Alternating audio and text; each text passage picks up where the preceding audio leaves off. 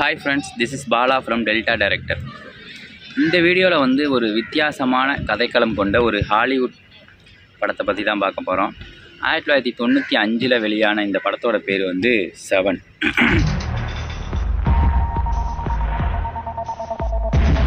இது வந்து ஆக்சுவலாக ஒரு சைக்கலாஜிக்கல் க்ரைம் த்ரில்லர் மூவி. அதாவது எப்படி சொல்கிறது அப்படின்னா, ஒரு சீரியல் கில்லர் சம்மந்தப்பட்ட ஒரு படம்.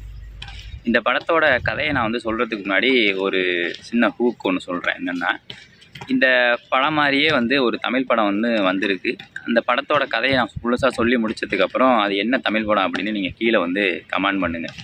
ஓகே, இந்த படத்தோட ஒன்லைன் என்ன அப்படின்னா, வரிசையாக சில கொலைகள் வந்து நடந்துக்கிட்டு இருக்குது. கொலைகாரன் வந்து ரொம்ப கொடூரமான முறையில் வந்து அந்த கொலைகளை வந்து செஞ்சுக்கிட்டு வர்றான்.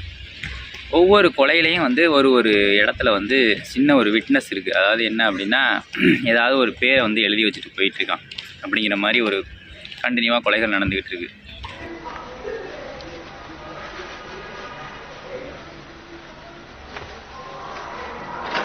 இதை வந்து 2 டிடெக்டிவ், அதாவது வந்து ஒரு 10 நாளில் ரிட்டையர் ஆக போகிற ஒரு டிடெக்டிவ், அவர் இடத்துக்கு அடுத்ததாக வரக்கூடிய இன்னொரு டிடெக்டிவ், 2 பேருமே வந்து இதை ஃபாலோ பண்ணி கொலைகாரனை கண்டுபிடிச்சாங்களா இல்லையா, ஏன் அந்த கொலைகளை வந்து அந்த கொலைகாரன் செய்கிறான் அப்படிங்கிறது தான் அந்த படத்தோட மொத்த கதையே.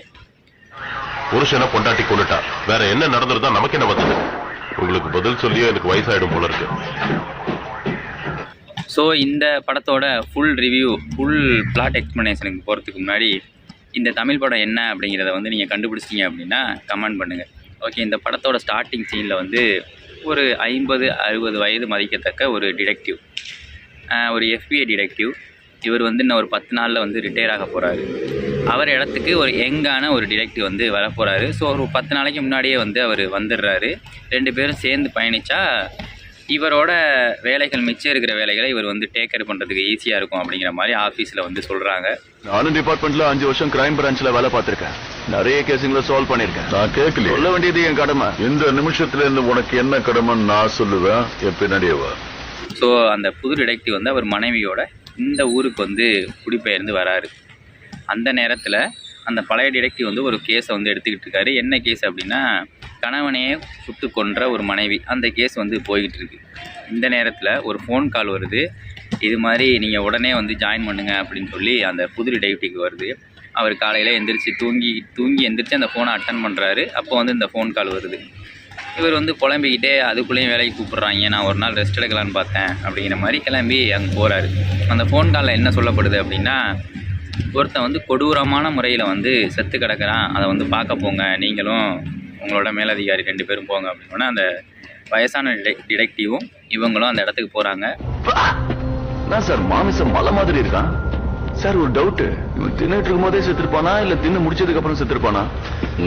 அங்கே ஒரு மாமிச மலையே வந்து செத்து கிடக்கு. என்ன ஏதுன்னு அங்கே இன்வெஸ்டிகேஷன் நடக்குது. அப்போ வந்து ஃபாரன்சிக் ரிப்போர்ட்டு, அட்டாமிக் ரிப்போர்ட் அப்படின்னு சொல்லுவாங்கள்ல, இந்த மாதிரி மெடிக்கல் ரிப்போர்ட்லாம் வருது. எப்படி அவர் வந்து இறந்து போனார் என்ன அப்படிங்கிற டீட்டெயில்ஸ்லாம் வந்து அந்த டாக்டர் வந்து சொல்கிறாரு. வயிறு பார்த்தீங்கன்னா பிதுக்கிக்கிட்டு கீழே போயிருக்கு பாருங்க. அதனால வயிற்று பகுதி உள் பக்கமா கிழிஞ்சு போயிருக்கு.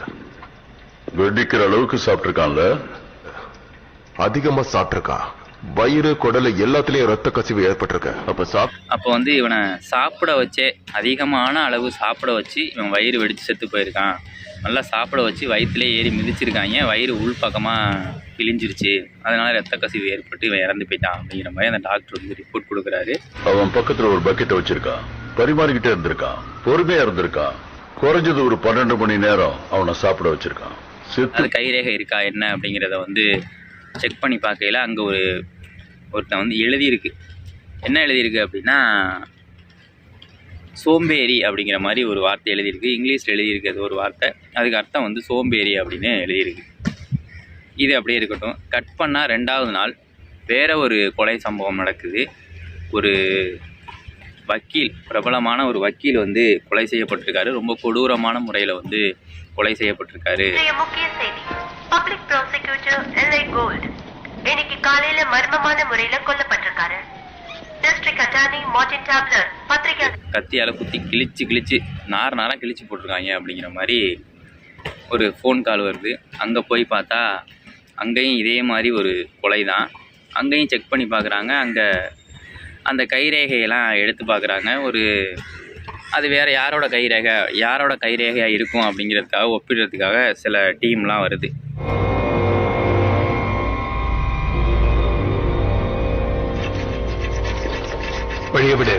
அந்த இடத்துலையும் ஒரு வார்த்தை வந்து எழுதப்பட்டிருக்கு.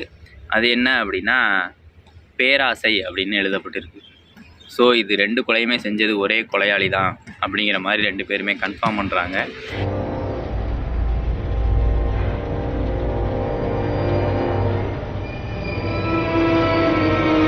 இதுக்கிடையில் அந்த புது டிடெக்டிவ்க்கும் அந்த பழைய டிடெக்டிவ்க்கும் மனஸ்தாபங்கள் ஏற்படுது. நீங்கள் உங்களுக்கு வேலை முடிஞ்சுன்னா நீங்கள் போயிட்டுருங்க அப்படிங்கிற மாதிரி சில விஷயங்கள்லாம் நடக்குது. இதெல்லாம் ஒரு பக்கம் இருந்தாலும் மெயின் டீமை வந்து நான் அப்படியே ஒன்று சொல்லிட்டு வரேன். உங்களுக்கு மதிப்பு இருந்ததுன்னா நீங்க அதை என்கிட்ட தனியா கொடுத்துருக்கணும். எதுக்காக இவனை அனுப்புனீங்க? கடவுளே, இப்ப நான் வந்ததுதான் உங்களுக்கு பெரிய பிரச்சனையா போச்சா? நான் அவருக்கு அதுக்கடுத்து ஒரு கொலை சம்பவம் நடக்குது. இதே மாதிரி கொலைகள் வந்து அடுத்தடுத்து நடந்துக்கிட்டே இருக்குது. அந்த கொலை வந்து என்ன அப்படின்னா, ஒரு விபச்சாரி அவளை வந்து அந்த கில்லர் வந்து கொலை பண்ணுறான். கொலை பண்ணிவிட்டு அதுக்கு ஒரு வார்த்தை வந்து எழுதி வைக்கிறான். ஏதோ ஒரு அடங்காத ஆசையை என்னமோ காமமோ என்னமோ ஒரு வார்த்தையை வந்து எழுதி வச்சுட்டு அந்த கொலையும் வந்து நடந்துக்கிட்டு இருக்கு.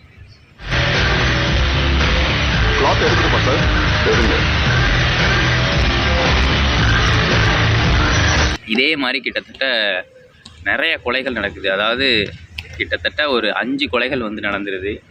5 கொலைகள் நடந்ததுக்கப்புறம் தேடிக்கிட்டே இருக்காங்க ஆனால் அவனை வந்து பிடிக்க முடியல. பட் அவனாக வந்து ஒரு கட்டத்தில் வந்து சரணடைகிறான். இது மாதிரி நான் தான், என்னை தான் நீங்கள் தேடிக்கிட்டு இருக்கீங்க, நான் தான் அந்த கொலைகாரன் அப்படிங்கிற மாதிரி அவனாக வந்து சரணடைகிறான். என்னதானே தேடிட்டு இருக்கீங்க? எல்லாரும் பின்னாடி போங்க. நான் சொல்லபடி ஒழுங்கா செய். நான் சொல்றத கொஞ்சம் கேக்குறீங்களா? இன்வெஸ்டிகேஷன் பண்ணுற மாதிரி ஒரு சீன் இருக்கும். அப்போ வந்து அவன் சொல்லுவான், அந்த போலீஸ்காரங்கிட்ட சொல்லுவான், என்னோட டிடெக்டிவ் என் கூட வந்து 2 டிடெக்டிவ், இந்த கேஸை ஹேண்டில் பண்ண 2 டிடெக்டிவ் மட்டும்தான் வரணும். நான் சொல்கிற இடத்துக்கு நான் அழைச்சிட்டு போனோம். அங்கே போனீங்க அப்படின்னா இன்னும் 2 கொலை நான் பண்ணி வச்சுருக்கேன், அந்த கொலையை வந்து நான் காமிப்பேன் அப்படிங்கிற மாதிரி அவன் சொல்கிறான். அவனுக்கு மனநிலை சரியில்லைன்னு சொல்லிட்டானா நாங்க இத்தனை நாள் பட்ட கஷ்டம் எல்லாம் வீணாயிடும். இப்ப கூட எங்களை பிளாக்மெயில் தான் பண்ணிக்கிட்டு இருக்கான். இன்னும் 2 பேர் செத்து கிடக்குறாங்கிற விஷயத்த உங்களுக்கு ஞாபகப்படுத்த சொன்னாரு. இல்லாட்டி அந்த கொலை பண்ணதுக்கான தடயமும் இருக்காது. அது யார் செத்து போனாங்க என்னங்கிற விஷயமே உங்களுக்கு தெரியவே தெரியாது. இதை தெரிஞ்சுக்கணும் அப்படின்னா நீங்கள் அவங்க 2 பேரையும் என் கூட அனுப்புறத தவிர வேறு வழியே இல்லை நீங்கள் நேரடியாக என்னை கொண்டு போய் கோர்ட்டில் ஒப்படைங்க அப்படின்னா இந்த இருக்குது ஒரு ரிப்போர்ட் இருக்குது, நான் வந்து மனநலம் பாதிக்கப்பட்டவன் அப்படிங்கிற ரிப்போர்ட் இருக்குது, அதை வச்சு நான் ஈஸியாக தப்பிச்சிருவேன் அப்படிங்கிற மாதிரி அவன் போலீஸே வந்து ஒரு பிளாக்மெயில் பண்ணுற மாதிரி ஒரு விஷயம் பண்ணுறான். இன்னும் 2 பாடி இருக்கிறதா சொல்றாரு. 2 பிரேதத்தையும் ஒளிச்சு வச்சிருக்கிறதா சொல்றாரு. ஆனா டிடெக்டிவ் சம்மர்செட்டும் மில்ஸும் மட்டும்தான் கூட வரணுமா?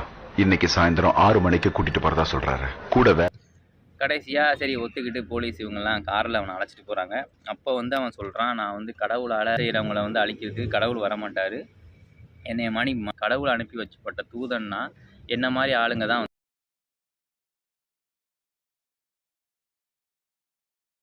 அப்படிதான் பாவம் செய்யறவங்களை அழிக்கணும்.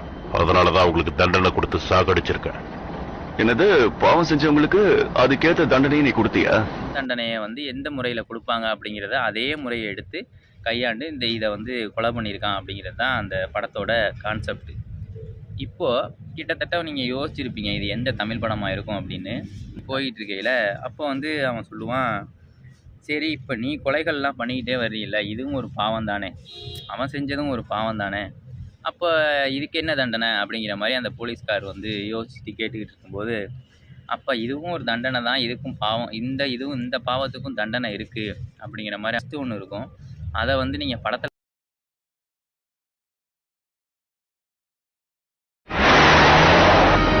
நீங்க எங்க போறீங்க டிடெக்டிவ்? எதுக்கு இன்னொரு வண்டி வருது அதை பாருங்க. இருக்கும். நான் சொல்லிட்டேன் அப்படின்னா வந்து அந்த ட்விஸ்ட்டு வந்து இதாயிரும்.